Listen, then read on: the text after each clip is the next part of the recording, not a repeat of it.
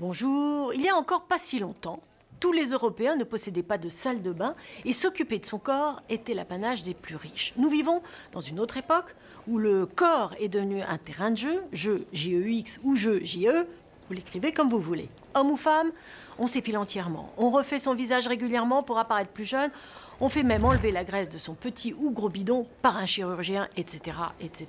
Nous vous emmenons au royaume de la chirurgie esthétique et au paradis des tatouages. C'est parti.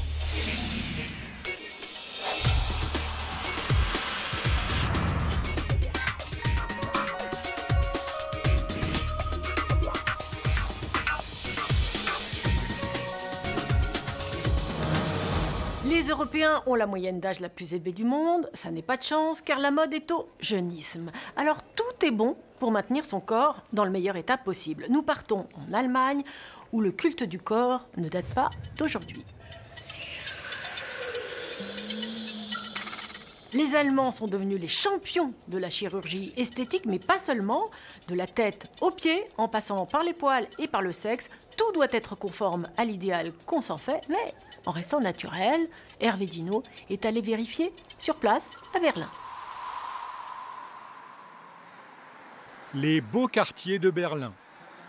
À côté des boutiques de luxe, des cliniques esthétiques, comme celle du Dr Brück. Un ponte de la chirurgie plastique. Il manie le scalpel depuis 30 ans. Ce matin, les interventions vont s'enchaîner. Nous allons faire un lifting facial. Mais vous savez, un lifting moderne, ça n'est pas que de la chirurgie.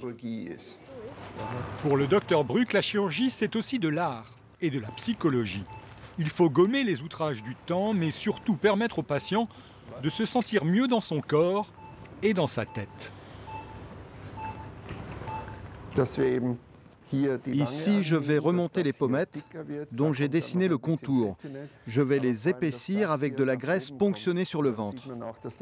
Après, je remonte les coins de la bouche, comme nous l'avons décidé avec la patiente, car cela va lui donner l'allure joyeuse qu'elle souhaite.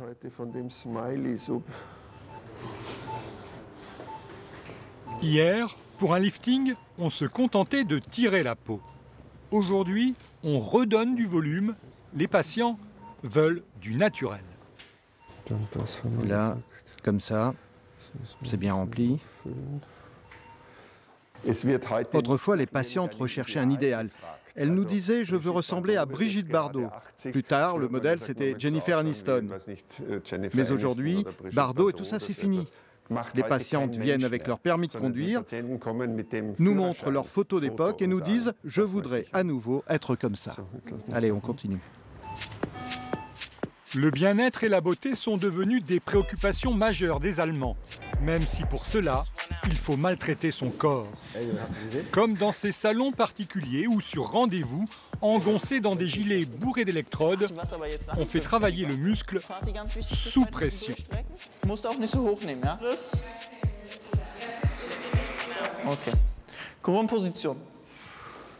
La séance ne dure que 20 minutes, mais c'est intense. On utilise 93% des muscles du corps. Les clients, des cadres stressés et pressés. Ça fait travailler les pectoraux, les muscles près des côtes, les cuisses et les fessiers. Je suis vidé. Je fais ça en fin de journée après le travail. Ça ne me prend que 20 minutes. Mais le soir, je ne peux pas consacrer 2 heures à la pratique du sport. Transformer son corps, le rendre plus beau, mais sans perdre de temps. Voilà aussi ce qui explique le succès des solariums en Allemagne. Une fois par semaine, Anna vient ici soigner son teint. Et à l'écouter, elle aurait découvert la lampe magique. C'est un antidépresseur. J'ai de l'ostéoporose. La lumière reconstruit l'os. Je viens une fois par semaine ici. Et si je ne fais pas ça, je suis triste. Et au mois de février, je tombe malade. Bonjour, je viens me renseigner pour une séance d'épilation. Qu'est-ce que vous me proposez? Voilà notre catalogue, avec les différentes formules. Le bikini, la piste d'atterrissage et la coupe Hollywood. On enlève tout. Et il y a aussi le triangle. Qu'est-ce qu'on vous demande le plus? L'épilation intégrale.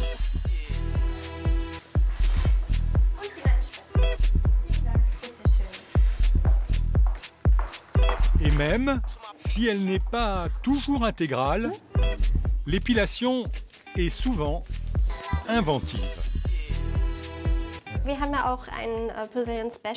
Nous proposons des épilations intimes à la carte. Pour la Saint-Valentin, nous réalisons des cœurs. Comme nous sommes à Berlin, on nous demande aussi de faire des ours, le symbole de la ville. Et pour Noël, on fait une étoile. Tout ça, c'est beaucoup de travail pour nous, mais ça nous fait aussi plaisir. Maren est hôtesse de l'air. Son apparence physique est primordiale. Pour elle, pas question de se laisser aller. Pour moi, ce n'est pas important d'être très maquillée, mais je veux avoir l'air soignée et en forme.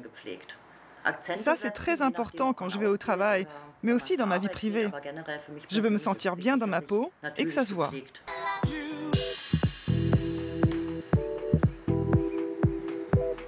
Depuis 2 ans, cette jeune quinquagénaire a donc décidé de se prendre en main. Elle consulte régulièrement un médecin spécialiste du remodelage esthétique. Et manifestement, elle n'est pas la seule dans ce cas. Bonjour, comment allez-vous? Que faisons-nous aujourd'hui? Cette ride là au milieu, et puis aussi celle-là au-dessus des sourcils. Faites une grimace contractée. Allez, je vous pique. Maren va se faire injecter 2 flacons de Botox. Une intervention qui lui coûtera 600 €. Mais ses rides sur le visage sont comblées, et elle aussi.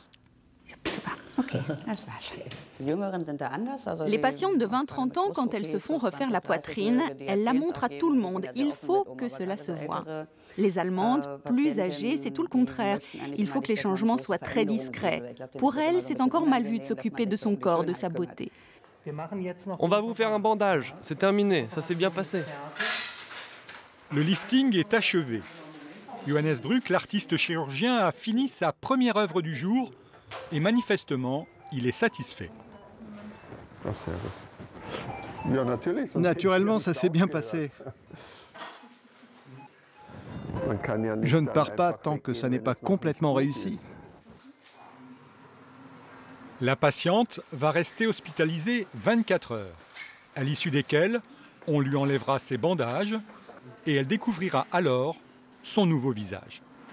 Aujourd'hui, les hommes allemands ont eux aussi de plus en plus recours à la chirurgie esthétique. Une des opérations les plus réalisées est l'allongement du pénis, mais aucune des personnes que nous avons contactées n'a souhaité s'étendre sur le sujet. Et c'est bien dommage. L'autre tendance aujourd'hui concernant le corps, c'est le tatouage. Pas seulement en France, qui accueille tous les ans en mars le mondial du tatouage, mais partout en Europe, direction la Pologne. On se tatoue à tout âge et dans toutes les catégories sociales. Quand il est arrivé à Varsovie, Steven Pichavant ne savait plus où donner de la caméra. Une ville en pleine croissance, dynamique, Varsovie. Les traces du passé sont presque toutes effacées. La jeunesse invente de nouveaux codes et étale les signes d'une liberté retrouvée, à même la peau.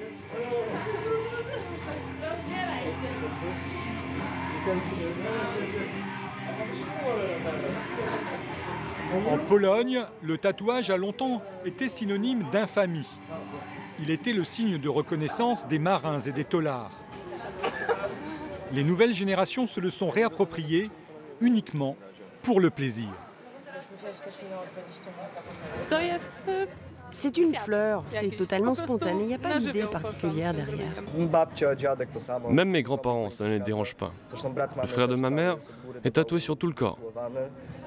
Les temps changent. L'approche vraiment plus libérale, plus tolérante. Ici, dans ce bar, nous sommes tous tatoués. C'est vraiment un phénomène de mode. Et en Pologne, il y a beaucoup de salons de tatouage.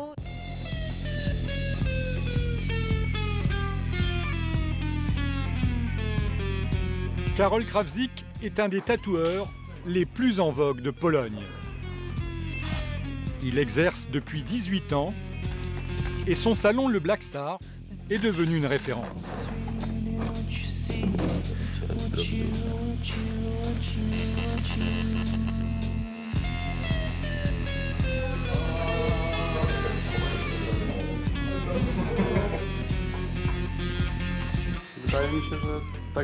Les premiers salons ont été créés dans les années 90 et c'est à ce moment que les Polonais ont réellement découvert le tatouage.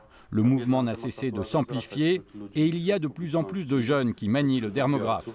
Aujourd'hui, dans toutes les villes, même les plus petites, il y a un salon.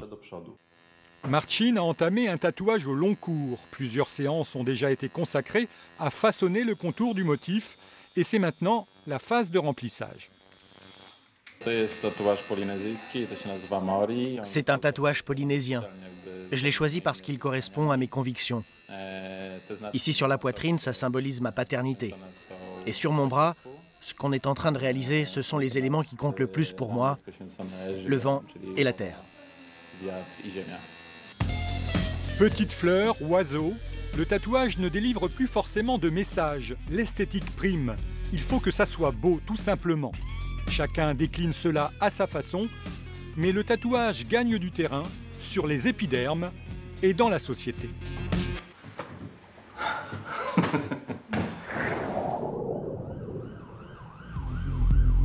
Retrouvons Marcin sur son lieu de travail. À 36 ans, il est directeur du développement et de la relation clientèle d'un grand groupe d'assurance. Ces motifs polynésiens ne sont pas apparents, mais au bureau, tout le monde sait que le patron est tatoué. Il a même fait des émules. C'est un peu par hasard. Une fois, au détour d'une conversation, il m'a dit qu'il avait un tatouage. Et quand Marcin me l'a montré, on en a parlé. Après réflexion, je pense que maintenant je suis mûre. Je vais en faire un. D'autant plus que la qualité des dessins s'est nettement améliorée. Dans le monde de l'entreprise, le tatouage, même quand il est visible, ne pose aucun problème. Enfin, jusqu'à un certain point. Ça fait 15 ans que je travaille ici. Personne ne m'a jamais fait de remarques négatives. Et pourtant, l'été, je suis toujours en manches courtes. On voit très bien mes tatouages.